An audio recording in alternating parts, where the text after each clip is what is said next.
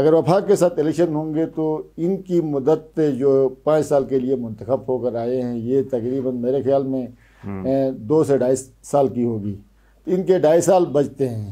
یہ نہیں چاہتے ہیں کہ چونکہ حادثے بار بار نہیں ہوتے ہیں، ایک دفعہ حادثاتی طور پر اگر یہ آئے ہیں تو وہ دوبارہ حادثے کی یہ امید نہیں رکھتے ہیں. گلگت بلتستان میں جو غدر جو پھیلی ہوئی ہے اس کا مین موجب تو گنڈاپور صاحب ہی ہیں جن کی وجہ سے یہ سارا گند جو پڑا ہوا ہے. اس وقت استور DHO ہسپتال میں آپ کو ہم کو نہ ایکس رے وہاں پر MRI CT سکین تو آپ چھوڑیں ایکس رے بھی صحیح نہیں ہو رہی ہے، نہ کوئی ماہر ڈاکٹر بیٹھا پڑا ہوا ہے.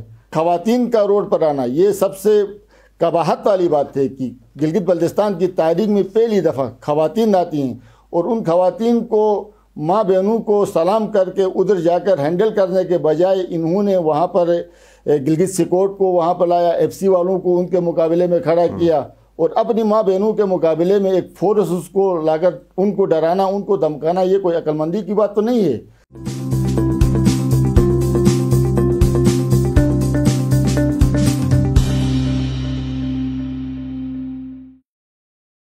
السلام علیکم، آپ دیکھ رہے ہیں IMN، میں ہوں شبیر میر. ناظرین، آج کے پروگرام میں ہم بات کریں گے کہ آیا گلگت بلتستان عبوری آئینی صوبہ بنے گا یا نہیں بنے گا، اور اس کے ساتھ ساتھ اگر صوبہ بن گیا تو گلگت بلتستان کے جو جوڈیشری ہے اس کی نوعیت حیثیت میں کیا تبدیلی آئے گی، اور اس کے ساتھ ساتھ گلگت بلتستان کا ضلع استور جو موجودہ وزیر اعلیٰ کا حلقہ بھی ہے، اس کے معاملات کس طرح چل رہے ہیں، اسی حوالے سے بات کریں گے. میرے مہمان ہیں وزیر عبادت علی ایڈوکیٹ، سابق مشیر برائے وزیر اعظم پاکستان اور پیپلز پارٹی کے سینئر رہنما بھی ہیں. عبادت صاحب، بہت شکریہ. Thank you. صبح بنے گا نہیں بنے گا؟ میر صاحب پہ بسم اللہ الرحمن الرحیم میں آپ کا شکریہ کہ آپ نے ایک اہم موضوع پر جو ہے نا ہمیں بلایا. صوبہ وہ کہتے ہیں نا کہ میں ایک شعر سے آغاز کروں گا. مقدر میں جو سختی تھی وہ مر کر بھی نہیں نکلی، لحد کھودی گئی میری تو پتھریلی زمین نکلی. واہ واہ واہ. تو ہمارے ساتھ کچھ ایسا ہو رہا ہے. صوبہ اگر بننا ہوتا تو ابھی تک بننا چاہیے تھا. اعلان بہت پہلے ہو، الیکشن سے پہلے دکھائی نہیں دے رہی ہے، کوئی پیش رفت نظر نہیں آ رہی ہے. اور میرا خیال یہ ہے کہ یہ صوبہ بننے میں جو رکاوٹ ہے وہ CM صاحب خود ہیں. اچھا، CM صاحب خود یہ CM صاحب پہ چاہتے نہیں ہیں کہ اگر صوبہ بہت سارے اس کو نقصانات بھی ہیں تھوڑے سے CM صاحب کے ذاتی. اگر صوبہ بنتا ہے، عبوری صوبہ بنتا ہے تو وفاق کے ساتھ گلگت بلتستان میں الیکشن ہونے ہیں. اگر وفاق کے ساتھ الیکشن ہوں گے تو ان کی مدت جو 5 سال کے لیے منتخب ہو کر آئے ہیں یہ تقریباً میرے خیال میں 2 سے 2.5 سال کی ہوگی. ان کے 2.5 سال بچتے ہیں. یہ نہیں چاہتے ہیں کہ چونکہ حادثے بار بار نہیں ہوتے ہیں، ایک دفعہ حادثاتی طور پر اگر یہ آئے ہیں تو وہ دوبارہ حادثے کی یہ امید نہیں رکھتے ہیں، اس لیے یہ نہیں چاہتے ہیں کہ یہ صوبہ نہ بنے. اور میرا خیال یہ ہے کہ یہ جب بھی وزیر اعظم سے ملاقات کرتے ہیں شاید یہی ان کا رونا ہوگا کہ یہ آپ پہ کسی طریقے سے صوبہ نہ بنائیں. تو وزیر اعظم نے تو اعلان بھی کیا تھا، اور پھر یہ ان کا خود کہنا ہے کہ وزیر اعظم جو ہے وہ اپنے قول کے سچے ہیں. ہم تو خیر اس کو نہ قول کا سچا مانتے ہیں نہ فعل کا سچا مانتے ہیں. ان کے تو لیڈر ہیں، یہ تو مانیں گے. لیڈر ہے، یہ مانیں گے جیسے آپ اپنے لیڈرز کو مانتے ہیں. بالکل، ہمارا لیڈر کو ہم مانتے نہیں ہیں، وہ پوری دنیا بھی مانتی ہے. تو صوبے کا چانس ہمیں نظر نہیں آ رہا ہے. صوبے میں سب سے بڑی رکاوٹ صوبائی گورنمنٹ کی اور CM کی. کوئی معلومات ہیں آپ کے پاس اس حوالے سے؟ اس حوالے سے سر کہنا یہ کہ چونکہ اب انہوں نے مارکیٹ میں جو ہے نا عوام الناس کے اندر ایک افواہ بھی چھوڑا ہے کہ صوبہ کی جو آئینی قرارداد کو منظور کرانے کے لیے جو ہے نا 2/3 اکثریت چاہیے، کیونکہ وہ اکثریت PTI کے پاس نہیں ہے. تو نون لیگ اور پیپل پارٹی کا نام لے کے کہتے ہیں کہ یہ ووٹ نہیں شاید نہیں دے رہے ہیں اس لیے نہیں بن رہا ہے. اچھا، کیا ان کو کوئی پیر نے بتایا، کوئی فقیر نے بتایا؟ چونکہ ان کا عقیدہ بھی اس طرف پہ، ان کا لیڈر بھی، ان کی پوری حکومت اسی پہ قائم ہے. تو شاید اس طرح کا اگر کوئی ان کو وحی ہوئی ہے تو الگ بات ہے. وغیرہ یہ ہے کہ اگر یہ قرارداد اسمبلی کے اندر لے آتے اور نون اور پیپل پارٹی کے لوگ ووٹ نہ دیتے تو میں دعوے سے کہتا ہوں کہ گلگت بلتستان کے جو نظریاتی نون لیگ اور پیپل پارٹی کے لوگ ہیں وہ اپنی پارٹیوں کو چھوڑ کر ان کو سپورٹ کرتے ہیں. صحیح. مختصر مجھے وزیر صاحب یہ بتائیے، اگر صوبہ بنتا ہے تو ہماری جو موجودہ یہاں پہ عدالتیں ہیں ان میں کس طرح کی تبدیلی آ سکتی ہے؟ سر ایک تو صوبہ بننے سے ہماری جو اس وقت جو چیف کورٹ ہے اس کا نام تبدیل ہوگا، وہ گلگت بلتستان ہائی کورٹ کہلائے گی.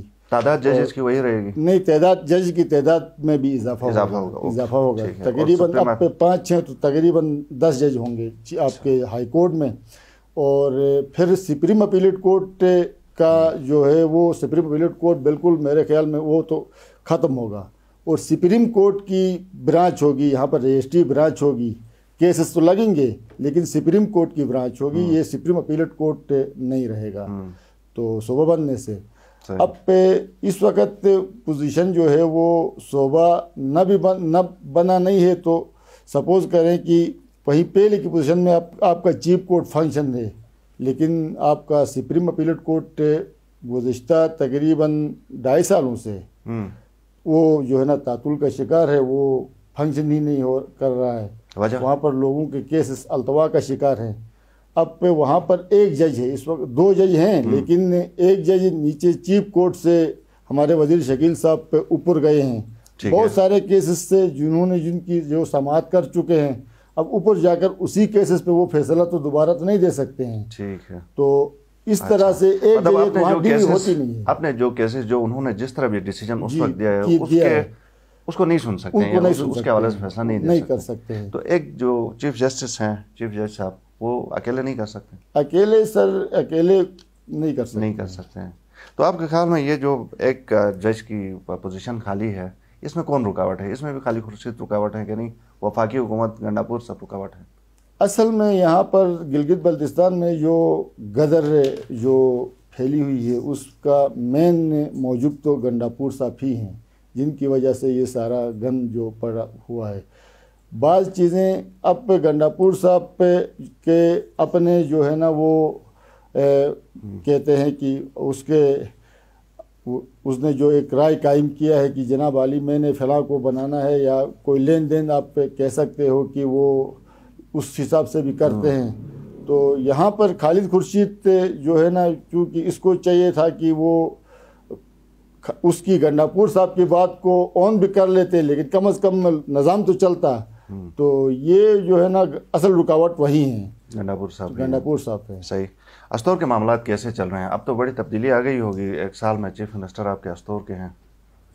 سر وہ یہ کہنا بھی شرم کی بات ہے کہ ہمارا سی ایم ہونے کے بعد پہلے تو ہم دعویٰ کرتے تھے کہ استور کا سی ایم آیا، پارٹیوں سے ہٹ کر، نظریات سے ہٹ کر ہم نے دفاع کرنے کی بھی کوشش کیا. جی ایک قوم بن کر ہم نے کہا کہ بھائی استور کی کم از کم ترقی ہوگی، لیکن وہ استور کی ترقی میں کے بجائے استور جو ہے نا وہ خستحالی کی طرف، پستی کی طرف بڑھ رہا ہے.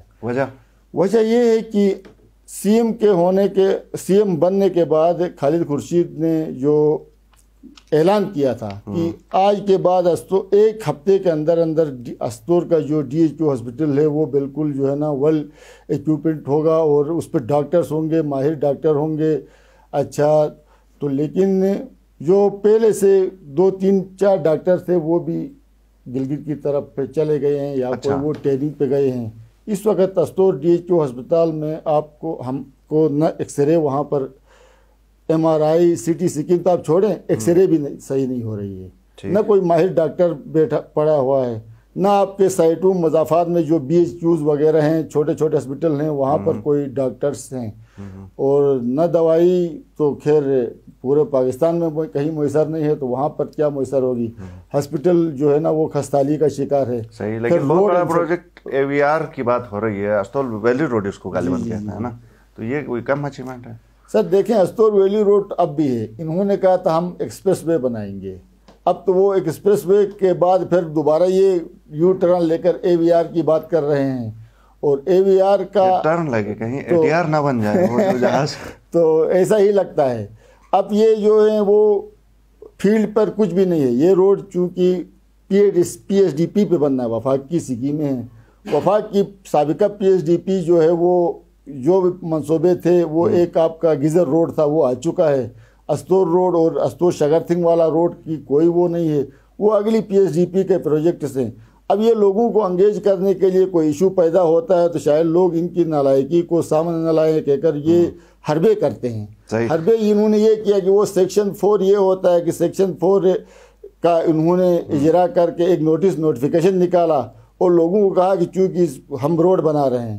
سیکشن 4 کا یہ ہوتا ہے کہ وہ ایک اس کی طرف ریونیو کی طرف سے ایک نوٹیفیکیشن ہوتا ہے کہ جناب عالی کسی کی زمینیں جاتی ہیں، کسی کو اعتراض ہے کہ نہیں ہے، وہ سال 2 سال کے اندر لوگ کوئی جواب دے دیں گے، اس کا بھی ایک پروسیس ہے۔ تو میرے خیال میں کہ یہ 2 سال یا 2.5 سال تو ان کے پاس بھی نہیں ہے، تو یہ روڈ کیسے بنائیں گے؟ مجھے تو لگتا نہیں ہے کہ یہ استور کا روڈ جو ہے نا ان کے میں بنے گا۔ ہاں بھائی کیا ہو گیا، کیوں پریشان ہے؟ یار جانی گاڑی اپڈیٹ کرنی ہے، کچھ سمجھ نہیں آ رہا یار۔ تو کچھ ہٹکے کرنا۔ ایسا کیا ہٹکے کروں بھائی؟ یار تو گلگت ایپ کر۔ جانی یہ گلگت ایپ کیا ہے؟ یار یہ ایک اپلیکیشن ہے جہاں پہ آپ اپنی چیزوں کی خرید و فروخت کر سکتے ہیں۔ لا میں تجھے دکھاتا ہوں۔ پلے اسٹور پہ جاؤ اور گلگت ایپ ڈاؤن لوڈ کرو۔ آئٹم ایڈ کرنے کے لیے پلس کے بٹن پہ کلک کرو، کار سلیکٹ کر کے اپنی گاڑی کی اچھی تصویر اپلوڈ کرو، گاڑی کا نام، ماڈل اور ڈسکرپشن ایڈ کر کے مناسب قیمت لکھ کر پوسٹ پہ کلک کرو۔ بھائی یہ گاڑی بیچو اور گلگت ایپ سے نئی گاڑی خریدو۔ یہ کیا؟ تمہاری نئی گاڑی۔ واقعی؟ کچھ ہٹکے کر۔ کہا یہ جاتا ہے الزام بلکہ آپ لوگوں پہ بھی ہے، آپ سے مراد اپوزیشن پارٹیز کے اوپر، کہ آپ بھی لوگوں کو ڈسٹریکٹ کرنے میں لگے ہوئے ہیں۔ کبھی چھگام رٹو کا ایشو کھڑا کرواتے ہیں، کبھی لوگوں کو اکساتے ہیں کہ پروٹیسٹ کریں، خواتین کو سڑکوں پہ لے کے آتے ہیں۔ یہ آپ کیا کر رہے ہیں؟